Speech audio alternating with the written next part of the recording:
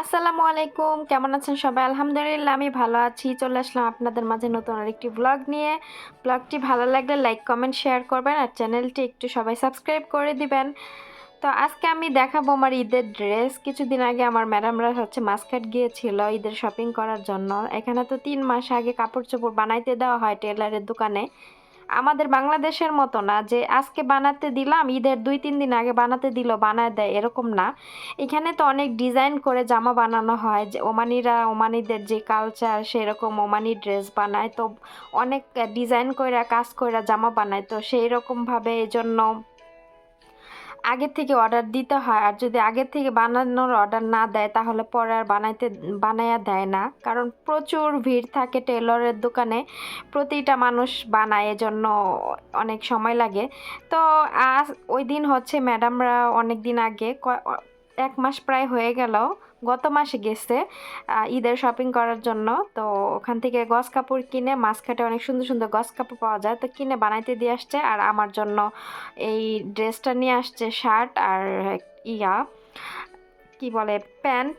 তো আমাকে ম্যাডাম ওখানে শপিং মলে গিয়ে কয়েকটা ড্রেসের ছবি দিছে, দেওয়ার পর আমাকে বলছে যে কোনটা ভাল লাগে আমাকে বলার জন্য। তো এখন কাছের থেকে যদি দেখতে পারতাম তাহলে হয়তো বা নিজের থেকে চয়েস করে নিতে পারতাম, কিন্তু যেহেতু যাই নেই ওখানে, কারণ ফয়সাল আমার সাথে বাসায় ছিল, নইলে ফয়সালকে দেখার মতো কেউ নাই। নইলে ফয়সাল যদি সুস্থ থাকতো তাহলে আমাকে ওর সাথে নিয়ে যেত। তারপরে আমি আমার ম্যাডামের ওই কয়েকটা পিকচার দেখে আমি এটা চুজ করছিলাম, ম্যাডামকে মার্ক করে দিছিলাম। আমি লাস্টে পিকচারগুলো আপনাদের সাথে শেয়ার করব যে ম্যাডাম আমাকে মাসকাটে গিয়ে কি কি মানে ড্রেসের পিকচার দিছে। আসলে আমাদের বাংলাদেশের মতো এখানকার ড্রেস এতটা ভালো না, প্রাইস নাই অনেক বেশি কিন্তু ড্রেস ভালো না। তো যাই হোক, আমাকে এখন ম্যাডাম কয়েকটা ছবি দেওয়ার পরে আমি এই ড্রেসটা মানে চয়েস করছি, কারণ আমি এই কালারটা পরি নাই। তো ভাবলাম যে এই কালারটা পরে দেখি, তো অবশ্য পরে দেখার পরে দেখলাম যে ভালোই লাগে, কালারটা আমাকে মানাইছে। তো ভাবলাম যে আপনাদের সাথে ড্রেসটা শেয়ার করি, কারণ কয়েকদিন যাবতই ভাবতেছি একটা ভিডিও করব কিন্তু করা হয় না। ছোটবেলায় ভাবতাম যে ঈদের ড্রেস দেখলে হয়তো পুরান হয়ে যাবে, আর এখন বড় হওয়ার পরে ঈদ তো ঈদে মনে হয় না, তো আর পুরান আর নতুন কি। যাই হোক, ঈদের দিন তো আর ঈদের জামা কাপড় পরা হয় না কোনো রকম।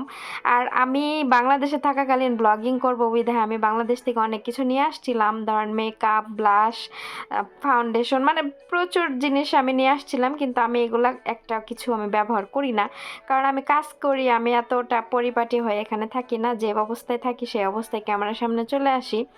তো কানের দুলও নিয়ে আসছিলাম অনেকগুলো, আর উপরে কানের দুলে তো গোল্ডের পরা আছে, নিচের কানের জন্য মুক্তার কানের দুল নিয়ে আসছিলাম, কারণ আমি ছোট দুল পরতে পছন্দ করি, এত বড় বড় দুল আমার পরতে ভাল লাগে না, হিবিজিবি লাগে। আমি সিম্পল থাকতে পছন্দ করি। এই দেখেন আমার এখানে কতগুলো ওয়াচ, তো এগুলো আমাকে কখনো কোনো ভিডিওতে পরতে দেখেন, আমি কিন্তু পরি না, কারণ আমার ভালো লাগে না। অতিরিক্ত শো অফ করা জিনিস আমার পছন্দ না। আমি হচ্ছে এমন একটা মানুষ, আমি নিজে ঘরে সাজুগুজু করে নিজেকে নিজে দেখিয়ে আবার সব উঠাই ফেলি এরকম। তো আমার শো অফ করা কোনো জিনিসই আমার ভাল লাগে না।